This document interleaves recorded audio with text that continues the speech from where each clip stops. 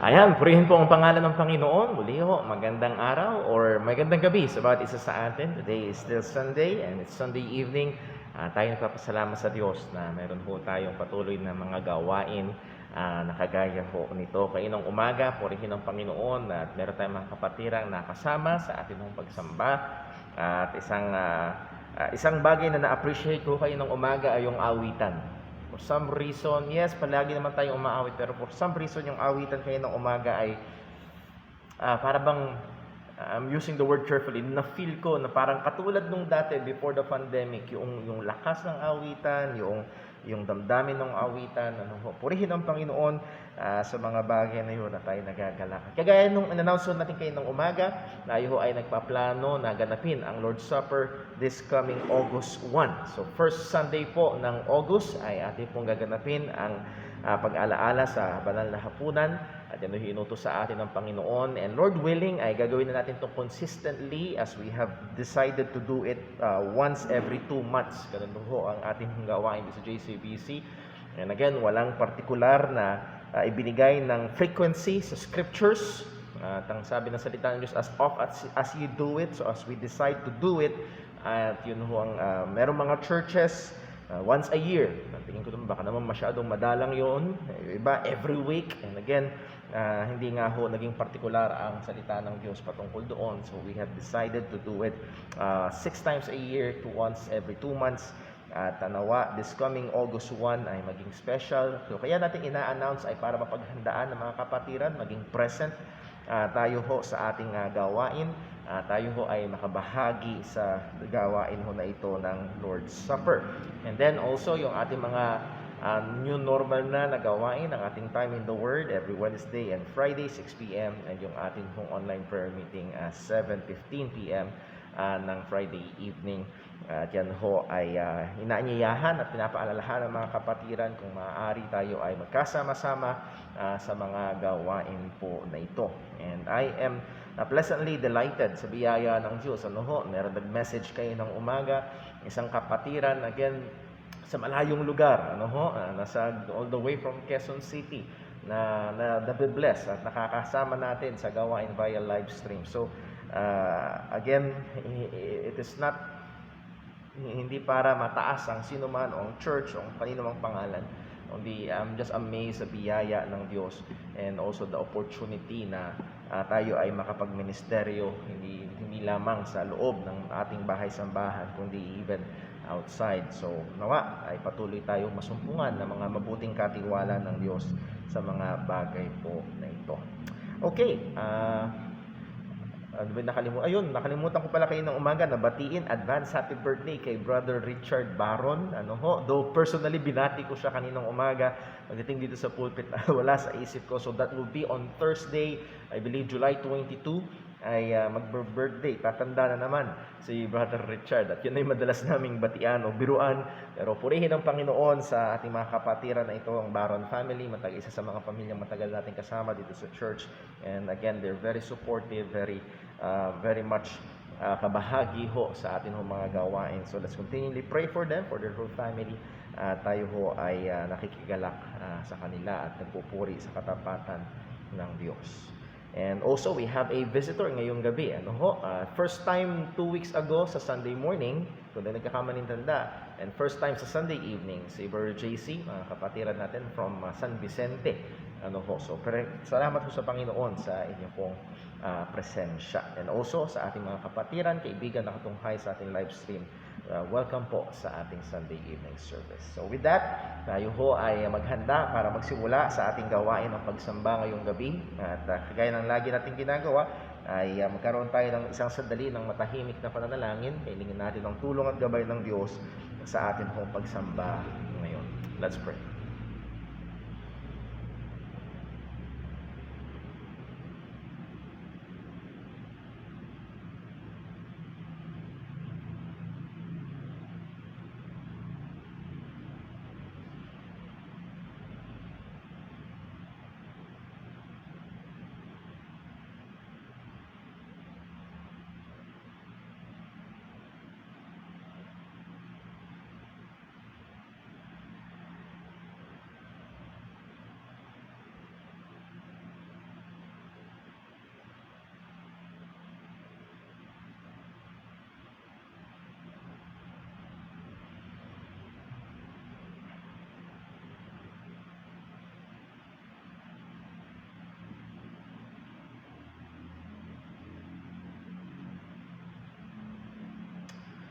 Manalangin po tayo. Panginoon naming Diyos, aming Ama, muli kami ay nagpapasalamat sa iyo sa iyong dakilang kabutihan, sa iyong probisyon sa aming mga pangangailangan, lalo't higit sa pinakadakila naming pangangailangan, ang kaligtasan. Salamat po sa aming Panginoong Hesus na iyong ibinigay upang sa amin ay magligtas. Salamat po, gaya ng amin na pag-aralan kayo ng umaga, inialay niya ang kanyang sarili para bigyang kapunuan ang hinihingi ng kautusan at para bigyang hupa ang iyong puot laban sa kasalanan. Salamat po Diyos sapagkat alam namin na kay Kristo ay meron kaming ganap, lubos na kaligtasan at kapatawaran ng aming mga kasalanan. Nawa o Diyos ay ang katotohanan ito ay hindi maluma, ang katotohanan ito ay hindi masanay ang aming mga puso't isipan, kundi lalo at laging maging sariwa at kagalakan at katuwaan ng aming mga pananampalataya, patuloy na magtulak sa amin sa malalim na pagmamahal at tapat na paglilingkod sa iyo.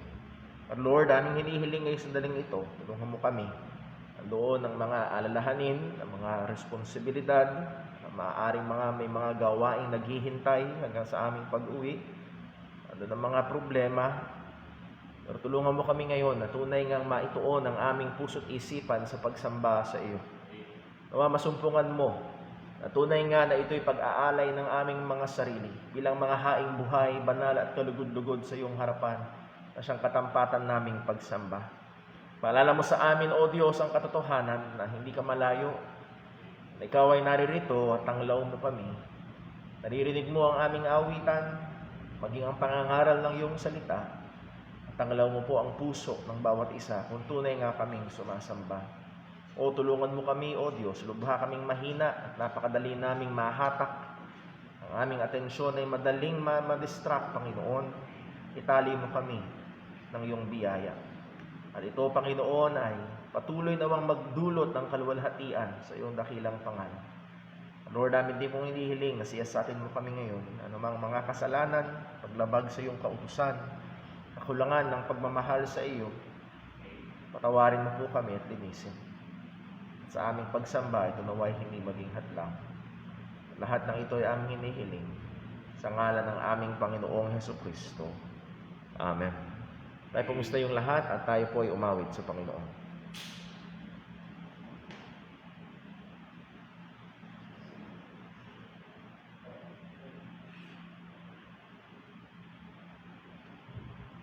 Tayo po yung mga sa Panginoon. Awitin po natin, I am resolved.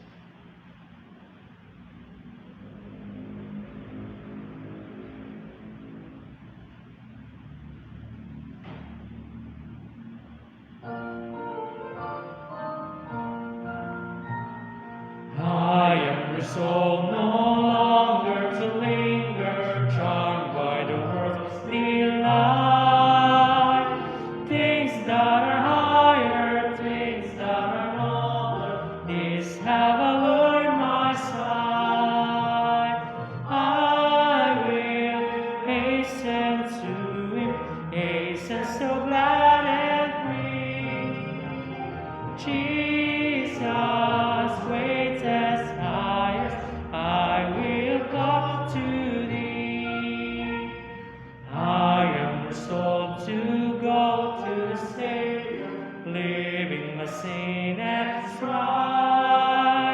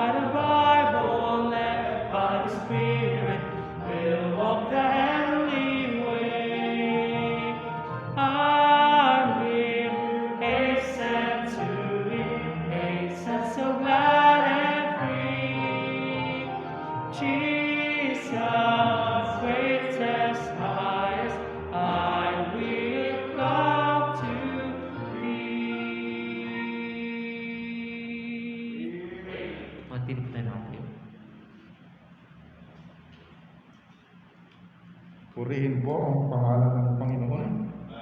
Magandang gabi mga kapatid. Para po sa pagbasa ng salita ng Diyos. Kung ayan po natin dyan sa ating screen, ang Psalms 110. Ang buong Psalms na ito ay ating pong babasahin. Sabay-sabay tayo mga kapatid. Verse 1, ready, read. The Lord said unto my Lord, Sit thou at my right hand, until I make thy enemies thy footstool. The Lord shall set the rod of thy strength out of Zion, roll up the midst of thy enemies. Thy people shall be willing in the day of thy power, in the beauties of holiness.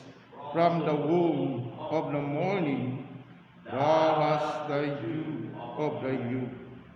The Lord has sure and will repent. Thou art priest forever after the order of Melchizedek. The Lord of thy right hand shall strike through kings in the days of his wrath. He shall judge among the heathen. He shall keep the princes with the orphans. He shall rule the heads over the He shall drink of brook in the way shall be let up by him. Pagpalain ng Diyos sa pagbabasa ng kanyang salita. Tayo po'y manalangin mga kapatid. Nalapit tayo sa trono ng biyaya ng ating Panginoon ngayong gabi.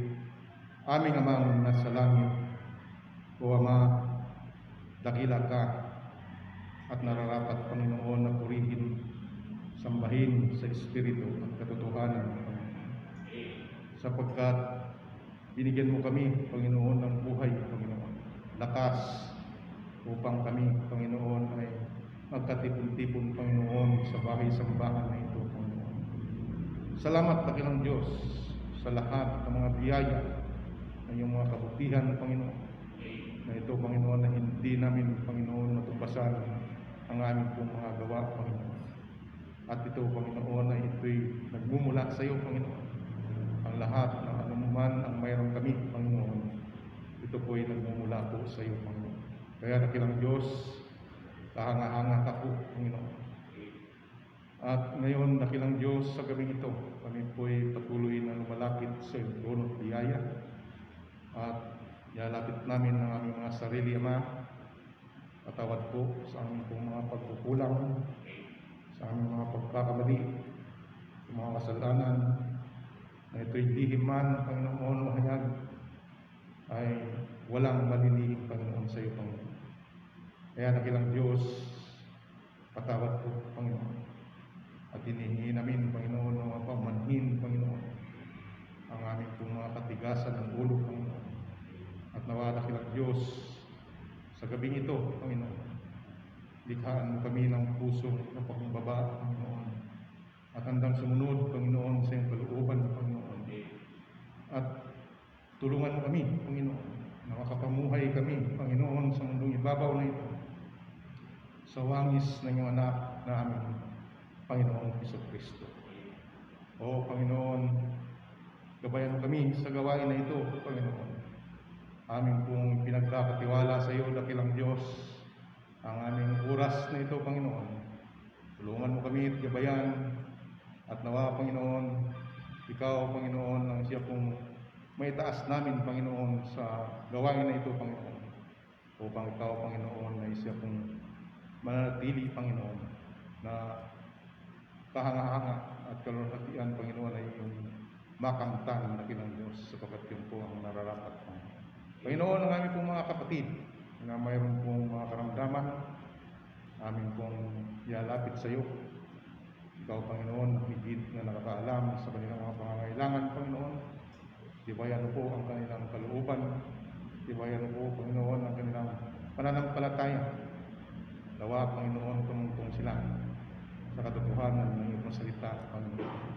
Mananalig, Panginoon, sa iyong magagawa, Panginoon. hindi po sa tao. O Diyos, sa gabing ito, Panginoon, ano man po ang aming gagawin, ang aming pong pag-aawitan, ang aming pagkakaloob, ang aming pakikinig, Panginoon, ng iyong salita, Panginoon. Nawa, nakilang Diyos ay mauwi sa iyo lahat, Panginoon, ng lahat na papuri. Panginoon, tulungan mo rin po ang aming lingkod na siya pong magbibigay ng mensahe, Panginoon, ngayong gabi, Panginoon, sa amin, Panginoon. Nawa, bigyan mo siya ng karunungan, kalinuhan, Panginoon. At salamat, dakilang Diyos, sa sipag at tiyaga, Panginoon. Sa iyo pong lingkod, Panginoon, na nagagamit, Panginoon.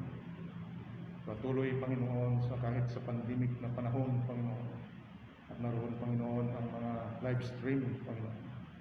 At nawa, dakilang Diyos, patuloy mong gabayan kanyang pamilya, kanyang anak, Panginoon, at bigyan mo po sila ng mga pangangailangan, Panginoon. Aming pastor, Panginoon, Brother Paul, Panginoon.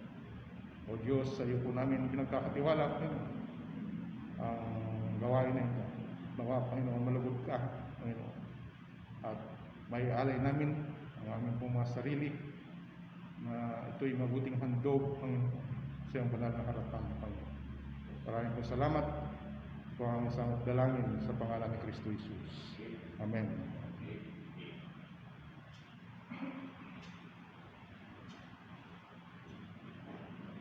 Tayo po ito mga sa Panginoon. Awitin po natin, Holy, Holy, Holy.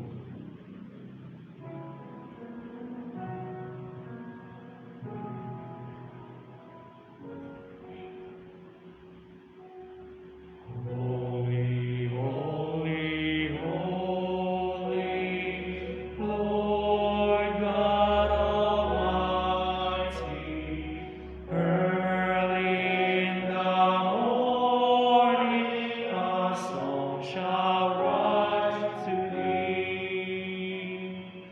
Holy, holy, holy, merciful and mighty, God in three persons, blessed Trinity. Holy, holy, holy, all the saints adore Thee, casting down their golden crowns around the glassy sea. Cherubim and seraphim falling down before Thee, which burden our men evermore shall be. Holy, holy, holy, though the darkness hiding, though the eye of sinful man Thy glory may not see. Only Thou art holy, there is none beside Thee, perfect in thought, in love and purity. Holy, holy, holy, Lord God Almighty, all Thy works shall praise Thy name in earth and sky and sea. Holy, holy, holy, merciful and mighty, God in three persons, blessed Trinity.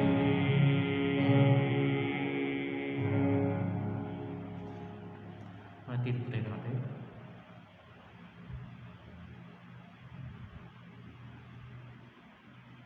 Amen. Para po sa ating pagkakaloob, basahin muna natin ang mga talata. Biblia, 2 Corinthians chapter 9, verse 6 hanggang 8. Sa Sabay po natin itong basahin para po sa ating pagkakaloob. Ready? Read. But this I say, he which soweth sparingly shall reap also sparingly, and he which soweth bountifully shall reap also bountifully.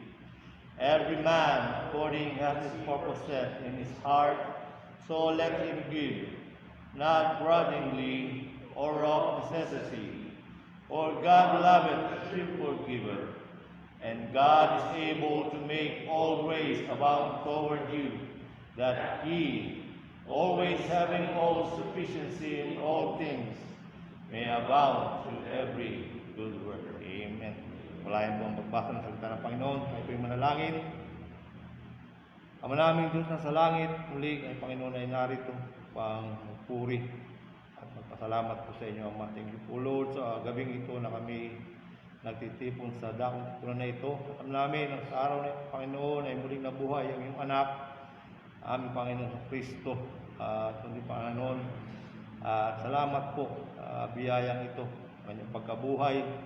Unay, Panginoon, dahil dito kami nagkaroon ng tunay na kaligtasan, Ama.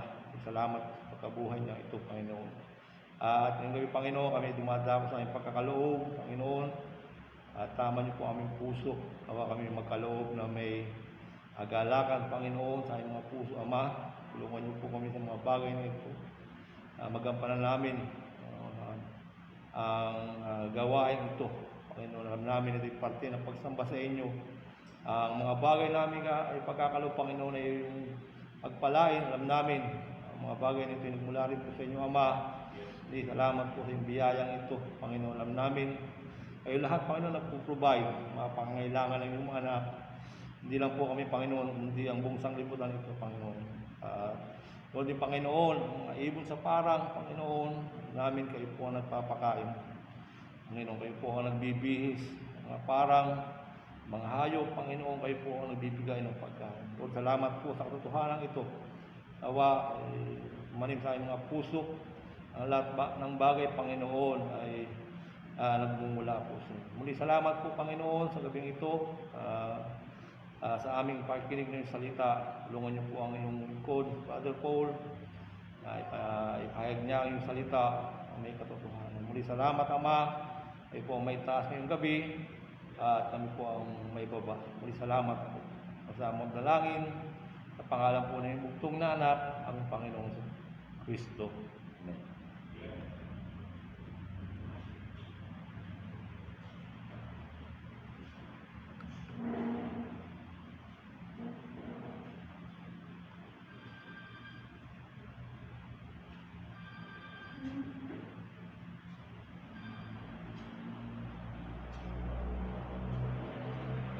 Ever tumawag sa Panginoon, awitin po natin, When I Survey the Wondrous Cross.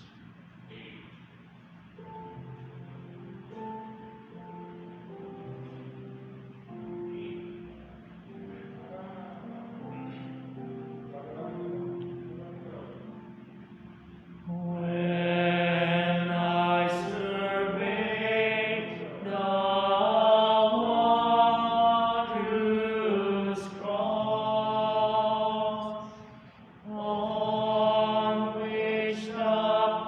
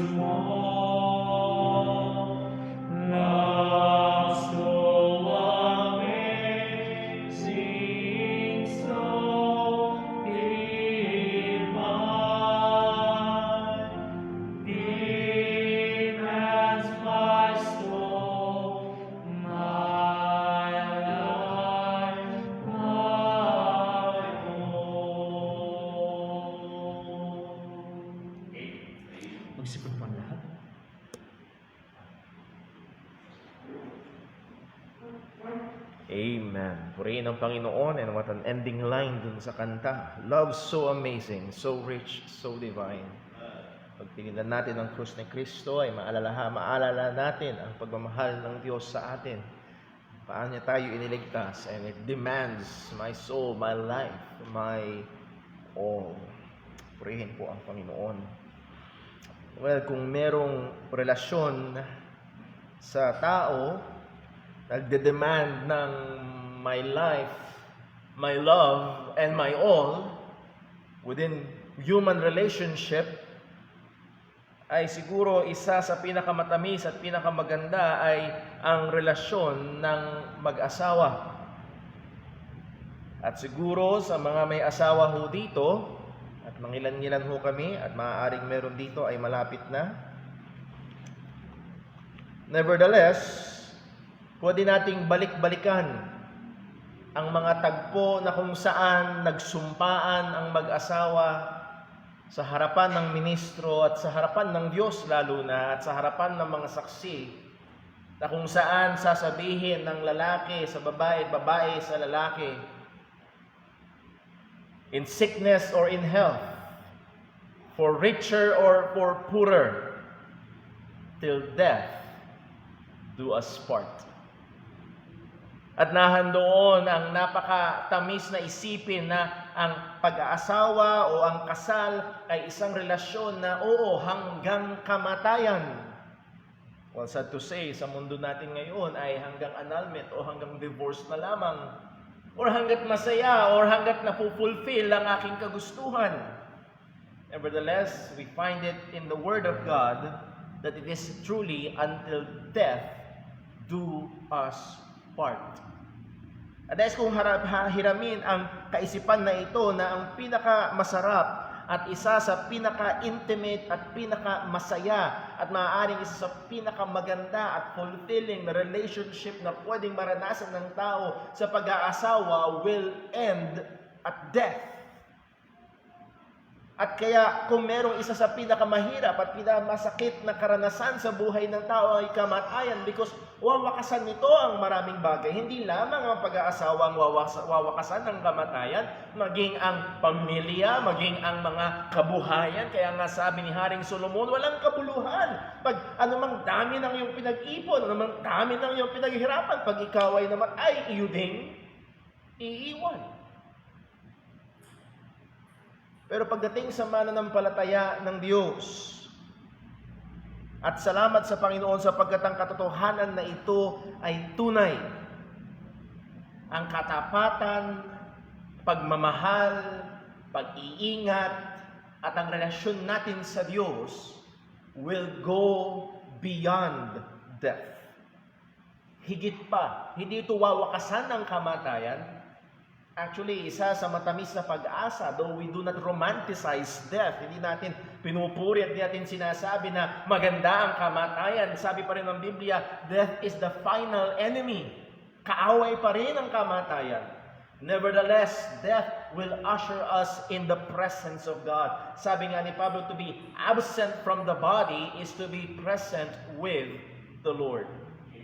At ang punto lang ho na nais kong sabihin, kaya natin sinaysay ito, na ang relasyon natin at ang kabutihan at katapatan ng Diyos sa atin at ang pagmamahal ng Diyos sa atin, death will not do it part. Hindi ito wawakasan. Hindi ito puputulin ng kamatayan. At itong katotohanan na ito, ang isa sa mga pundasyon at isa sa mga katotohanang tinungtungan ni Haring David sa kanyang paghingi ng tulong sa Panginoon, na kung saan kanyang tinignan ang grabing katapatan, ang matinding kabutihan ng Diyos. At dito siya nagkaroon ng kumpiyansa at oo, ang katapatan at kabutihan at pagmamahal ng Diyos na ito will go beyond death.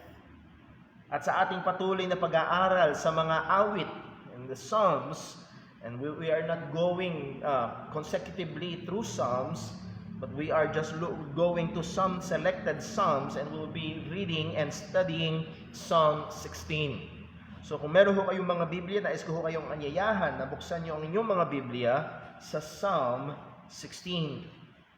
Awit 16. Well, in our day of age, buksan nyo ang inyong mga Biblia or mga Bible app. Pwede rin yun. Psalm 16, at babasahin ho natin lahat ang 11 talata na ito. Tayo po'y magstayo para sa pagbasa ng salita ng Panginoon. Babasahin ko po, pakisundan nyo sa inyong mga Biblia. Ito po ang salita ng Diyos. Preserve me, O God, for in Thee do I put my trust. My soul, Thou hast said unto the Lord, Thou art my Lord. My goodness extendeth not to Thee, but to the saints that are in the earth, and to the excellent, in whom is all my delight. Their sorrows shall be multiplied that hasten after another God. Their drink offerings of blood will I not offer, nor take up their names into my lips. The Lord is the portion of mine inheritance, and of my cup thou maintainest my lot. The lines are fallen unto me in pleasant places. Yea, I have a goodly heritage. I will bless the Lord, who hath given me counsel. My reins also instruct me in the night seasons. I have set the Lord always before me, because He is at my right hand, I shall not be moved. Therefore my heart is glad, and my glory rejoiceth. My flesh also shall rest in hope. For Thou wilt not leave my soul in hell, neither wilt Thou suffer Thine Holy One to see corruption. Thou wilt show me the path of life. In Thy presence is fullness of joy, and Thy right hand there is pleasures forevermore. Pagpalain po ng Diyos ang pagkabasa ng Kanyang mga salita. Let us pray. O aming Amang Diyos, salamat po. Salamat po sa katotohanan na kami ay iyong minahal.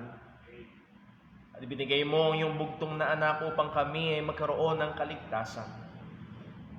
Salamat po, O Diyos, sapagkat sang-ayon sa iyong salita na walang makapaghihiwalay sa amin sa pag-ibig mo kay Kristo Jesus.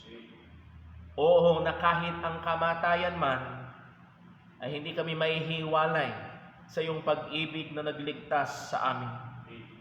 O Panginoon, aming inihiling, meron man pong naririto o aming mga kasama by live stream na wala pa, hindi pa tunay na nararanasan ng nagliligtas na pagmamahal mo, hindi pa tunay na sumasampalataya sa Ebanghelyo. O Ama, magdalang habag ka po. Ikaw lamang ang makapagbubukas ng mata. Ikaw lamang ang makapagliligtas ng makasalanan. At Panginoon, sa aming mga mananampalataya nawa ang katotohanan ng iyong katapatan ay patuloy na magbigay sa amin ng kagalakan. Oo, sa harap man ng kamatayan. Salamat po. Bigyan mo kami ng liwanag ngayon. Bigyan mo kami ng karunungan. Patuloy nawa kaming matuto sa iyong mga salita sa ikalalago ng aming pananampalataya at sa kaluwalhati ng iyong pangalan. Lahat ng itidalangin namin sa ngalan ng aming Panginoong Hesukristo. Amen. Marito po magsiupo ang lahat. Well, ito ho ang ating pinakamensahe as I have hinted sa ating introduction. The truth of God's faithfulness is the believer's confidence even beyond the grave. Ang katotohanan, ang katapatan ng Diyos, ang siyang kumpiyansa ng mananampalataya, higit pa at lagpas pa sa libingan or sa kamatayan.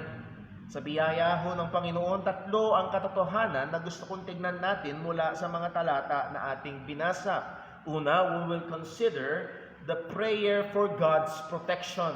The prayer for God's protection. Pangalawa, praise for God's provision. Praise for God's provision. Ang pagpupuri dahil sa provision ng Panginoon.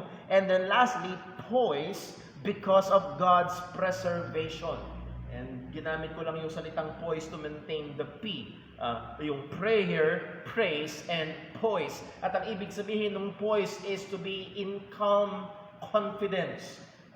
Hindi ka wala sa poise. Nandun yung calmness that is brought about by confidence in the Lord, and you are confident because of not of your own strength but because of God's preservation. Nahandoon yung poise, nananatili kang may poise, may calmness dahil ang Diyos ang nagpepreserba.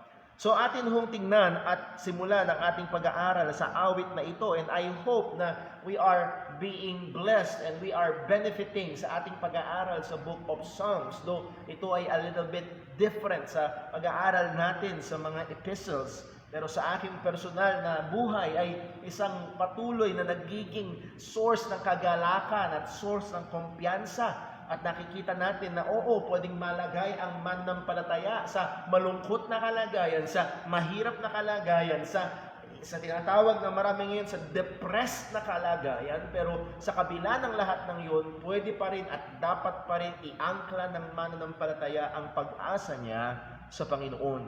So tingnan ho natin sa verse number 1.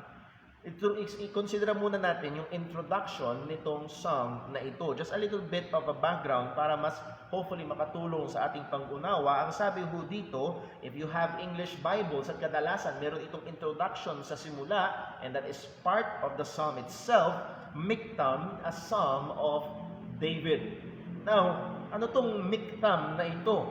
Well, sa ibang mga versions ng Bible, makikita natin at katulad sa isang commentary, ang nakalagay, a contemplative poetry or a contemplative poet by David. Pag ni-research nyo, ang Miktam, ang almost equivalent niyan sa English is that word epigram. Ano ang epigram? It is a brief, interesting, memorable, and sometimes surprising or satirical statement. Ito ay mga statements, mga salita na memorable. Ito yung mga salita na interesting. At ito ay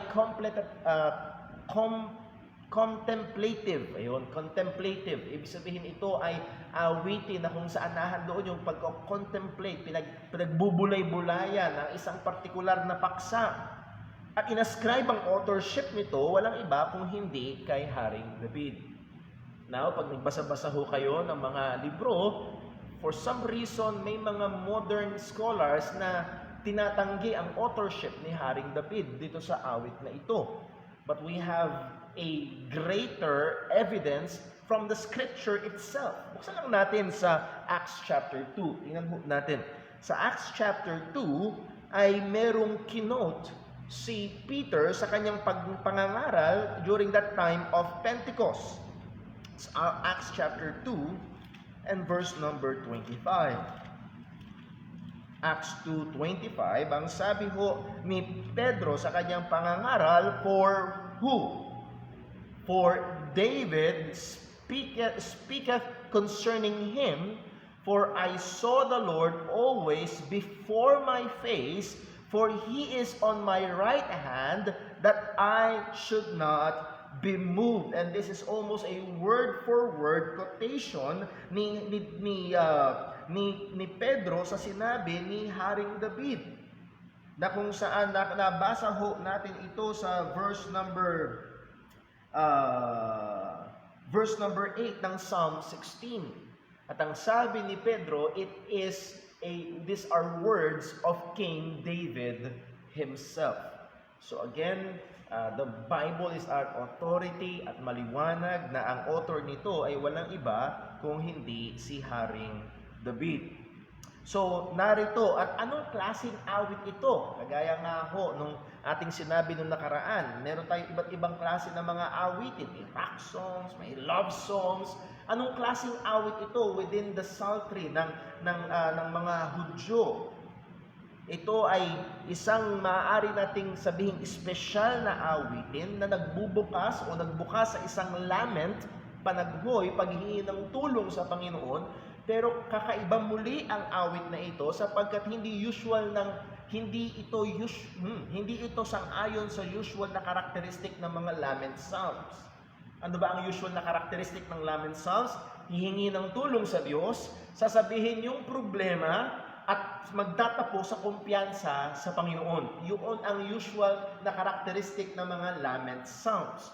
At nating nakita sa pagbungad pa lamang sa verse 1, "Preserve me, O God." Nahadod agad ang panghingi ng tulong sa Panginoon. So yes, we can say na ito ay lament psalm, pero hindi ito katulad nga ng mga normal na lament psalm o karamihan ng mga lament psalm. Hindi ito nanggaling sa paghingi ng tulong sa Diyos and then sasaysayin yung problema kaya siya humingi ng tulong sa Diyos. Kung hindi mula sa paghingi ng tulong sa Diyos, si Haring David ay pumunta sa kung sino ba ang Diyos. Para magkaroon tayo ng larawan sa ating kaisipan, para bang lalapit ka sa iyong kaibigan at ihingi ka ng tulong, meron kang maaaring dalawang paraan. Kaibigan, tulungan mo ako, may sakit ang anak ko. Yun yung karaniwang flow ng lament psalm. Hingi ko ang tulong mo dahil ito ang kalagayan ko. Si Haring David, dito sa psalm na ito, ay lumapit sa Panginoon na tila baga ito ang sinasabi niya, "Kaibigan, tulungan mo ako kasi alam ko, ikaw ay matulungin. Hindi mo ako pababayaan. Ikaw ay mabuti. Ikaw ay tutulong sa akin." So, imbes na tignan niya yung problema, ang binigyan niya ng matinding emphasis ay ang katangian ng Diyos. At doon nakatungtong ang kumpiyansa ni Haring David sa Diyos na tapat sa kanyang mga tao. So this is categorized sa pag nagbasa ho kayo as a somewhat a lament and also a praise song. Awit ng papuri sapagkat binibigyang papuri nito ang mga napakaganda na katangian ng ating Panginoon. And that in itself should be an instruction to us. Ito ay magandang katuruan at magandang lesson sa atin na oo, pwede tayong lumapit sa Diyos at humingi ng tulong sa Panginoon. At yes, pwede nating at dapat nating saysayin sa Kanya ang mga problema, casting all your cares for Him, for He cared for you. Pero may mga pagkakataon na maaaring ang pinakamaganda para sa ating sariling kaluluwa ay humingi tayo ng tulong sa Panginoon at imbis na itingin agad ang ating mga mata sa dakilang problema, tignan natin ang dakilang Diyos na ating nilalapitan. Ito ang patuloy na magbibigay lakas sa ating pananampalataya. So tingnan ho natin ang point number 1, prayer for God's protection. A prayer for God's protection. Verses 1 to 4. So verse number 1, as we have said, it is a miktam of David, a contemplative poem or psalm of David. Ang sabi ni Haring David, "Preserve me, O God, for in Thee do I put my trust." Actually, yung pinaka-prayer, yung pinaka-paghingi ng tulong sa Panginoon ay nandito lang sa verse number 1. And those few words, "Preserve me, O God." Ito ang panalangin. Ito yung paghingi ng tulong ni Haring David sa Panginoon. And that word preserve, pag pinag-aralan nyo sa Hebrew, ang ibig sabihin itong word na preserve is to hedge. Ano yung hedge? Bakod. Bakuran. At ang idea nito ay bantayan. Lord, bantayan mo ako. That is, hindi, Lord, bantayan mo ako, baka may gawin ako. No, kundi, Lord, bantayan mo ako, tumayo kang bantay dahil merong mga umaatake, dahil merong gustong gumawa ng masama sa akin. Lord, hedge me, protect me. At ang sabi ni Haring David, Lord, preserve me. Ikaw ang magpreserba sa akin sa pamamagitan ng iyong pag-iingat, sa pamamagitan ng iyong pagpoprotekta.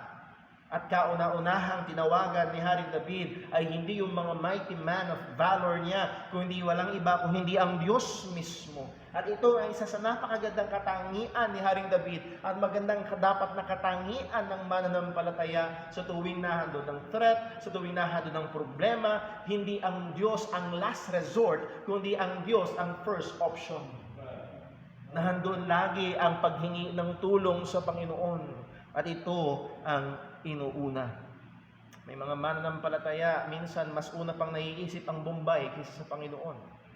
Una pang mas naiisip ang best friend, and yes, purihin ng Diyos kung mayroong mga tao na maaaring gamitin ng Diyos para makatuwang at makatulong sa ating problema. Pero ang unang paglapit nawa, kumbaga ang knee-jerk reaction. Alam niyo ho yung expression knee-jerk reaction, may mga tao pag pinapalo, ang sumisipa agad. Yun yung natural na reaksyon. At sana sa mga mananampalataya, ang ating knee-jerk reaction kapag dumarating ang problema ay tayo ay luluhod sa harapan ng Panginoon at hihingi ng tulong sa Kanya. Preserve me, O God. At sinaysay ni Haring David ang rason, for in Thee do I put my trust. Sapagkat sa iyo ko inilalagak ang aking tiwala. Actually, sa Hebrew word, ito ay isang salita lamang na ang binibigyang pansin nito ay pagbibigay tiwala or pagbibigay tiwala sa refuge o sa lugar ng taguan. Siguro ang isang ilustrasyon na makakatulong sa atin, isipin mo ikaw ay nasa kagubatan at biglang dumating ang malakas na ulan at nakita mo ang isang kuweba, anong gagawin mo? Pupunta ka sa kuweba. Bakit? Dahil nagtitiwala ka na ang kuweba na yon ay sapat para proteksyonan ka sa ulan. At yun yung idea na sinasabi dito ni Haring David, for in Thee do I put my trust. Actually, in other versions, ang ginamit is, for you are my refuge. I trust you to be my refuge. Nagtitiwala ako sa iyo na ikaw ang aking kublihan, na ikaw ang aking taguan, na nasa iyo ang aking proteksyon. Lord, deliver me. Lord, protect me. Lord, preserve me. Kasi wala akong ibang pinagtitiwalaan kung hindi ikaw. Narito ang isang magandang katotohanan. Kilala ni David ang Diyos. Alam ni David na hindi iabandona ng Diyos ang kanyang mananampalataya. Alam ni Haring David na ang Diyos ay merong kagalakan sa mga tao na nagtitiwala sa Kanya. At kaya ganito na lamang ang salita ni Haring David, Lord, ikaw ang magprotekta sa akin kasi nagtitiwala ako sa iyo at alam ko na ikaw ay nagagalak at alam ko na ikaw ang tutulong sa mga tumitiwala sa iyo. Ang sabi ng Psalm 9 verse 10, and they that know thy name will put their trust in thee, for thou, Lord, hast not forsaken them that seek thee.